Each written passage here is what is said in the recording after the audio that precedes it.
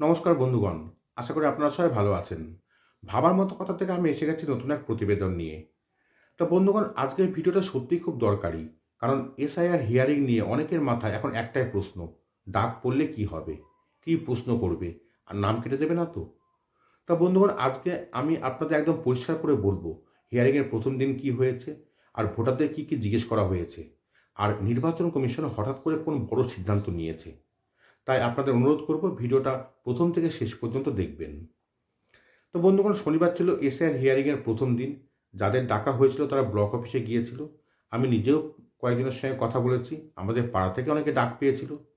সবচেয়ে আগে যেটা জিজ্ঞেস করা হয়েছে, নাম, তারপর বয়স বা জন্ম তারিখ, এবং অবশ্যই আধার কার্ড অনুযায়ী, আর কেন ডাকা হয়েছে। এই তিনটে মূল প্রশ্ন ছিল। যেমন একজনের কথা বলি, ওনাকে ডাকা হয়েছিল কারণ ওনার বাবার নাম নিয়ে গণ্ডগোল ছিল। এক জায়গায় বাবার নাম একরকম আর ডকুমেন্টসে আরেক রকম।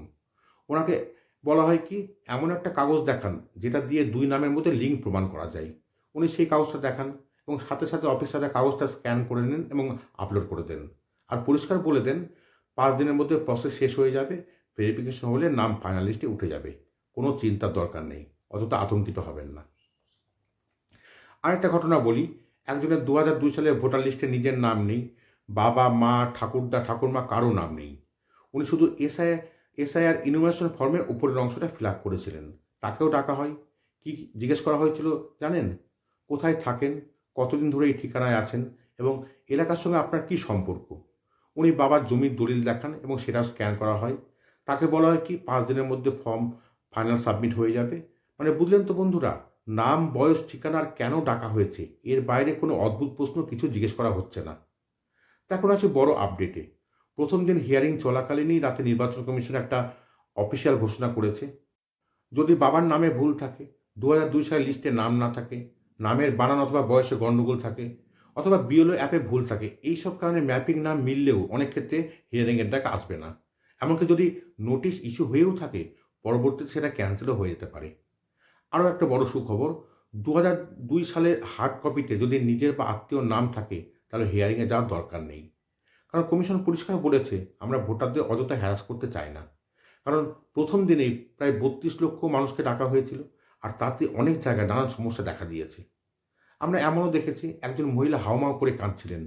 ওনার বাবার নাম মেলেনি, বাবা মারা গেছেন, ডেথ সার্টিফিকেট চাওয়া হয়েছিল, কিন্তু উনি দেখাতে পারেননি। আর এইসব পরিস্থিতি এড়াতেই কমিশন নিয়ম অনেক সহজ করে দিয়েছে, যেটা আমাদের জন্য সুখবর। তো এখন বাইরে থাকা ভোটারদের কথায় আসা যাক। খুবই গুরুত্বপূর্ণ অংশ, একটু মন দিয়ে শুনবেন। একজন মহিলা, উনি থাকেন মুম্বাইয়ে। পশ্চিমবঙ্গের ভোটার, অনলাইনে ফর্ম ফিল আপ করেছিলেন বাবার লিঙ্কেজ দেখিয়ে। তারপর কি হলো, বিএলও ফোন করে জানালো যে আপনাকে হিয়ারিংয়ে আসতে হবে। উনি কি করলেন, ফ্লাইট কেটে সোজা কলকাতায় চলে এলেন, ডকুমেন্ট দেখালেন আর হিয়ারিংটা কমপ্লিট করলেন। মানে বুঝতে পারছেন, বাইরে থাকলেও যদি লজিক্যাল ডিসক্রিপেন্সি থাকে, ডাক পড়লে আসতেই হতে পারে। নদিয়াতেও একই ঘটনা, পুরো পরিবারের ভেরিফিকেশন হয়ে গেছে, কিন্তু ছেলে থাকে পুনেতে। বাবা কাগজ নিয়ে গেলেও ওনাকে বলা হয় কি ছেলেকে আসতে হবে। তা এখনো পর্যন্ত অনলাইন কিংবা ভার্চুয়াল হিয়ারিং এই নিয়ে কোনো ঘোষণা কমিশনের তরফ থেকে আসেনি। সেটা একটা গুরুত্বপূর্ণ কথা। 85 বছরের বেশি বয়স হয়ে গেলে হিয়ারিংয়ে যেতে হবে না। বিএলও বা অফিসাররা বাড়িতে গিয়ে প্রসেস শেষ করবে। তা বন্ধুরা, আশা করি পুরো বিষয়টা পরিষ্কার হয়ে গেছে আপনাদের কাছে। গতকাল কি হয়েছে, কি প্রশ্ন করা হয়েছে, কারা যাবেন কারা যাবেন না, সব বললাম। যদি ভিডিওটা আপনাদের দরকারি মনে হয়, অবশ্যই লাইক করবেন আর বন্ধু পরিজনদের সঙ্গে শেয়ার করবেন।